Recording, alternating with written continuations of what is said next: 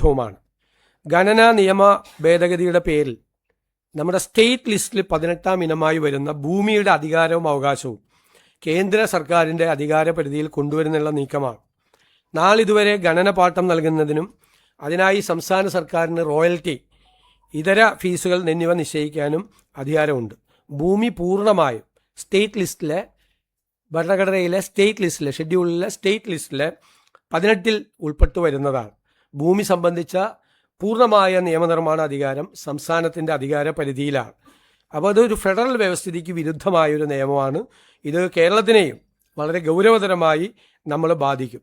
തീരദേശവും വനവും പോലും ഒഴിവാക്കാതെയാണ് mineral bearing land എന്ന നിർവചനത്തിലൂടെ സംസ്ഥാനങ്ങളുടെ അധികാര പരിധിക്കുള്ളിൽ കേന്ദ്രം കടന്നുകയറ്റം നടത്തുന്നതിനായിട്ടുള്ള ഭേദഗതി അവതരിപ്പിച്ചിരിക്കുന്നത്.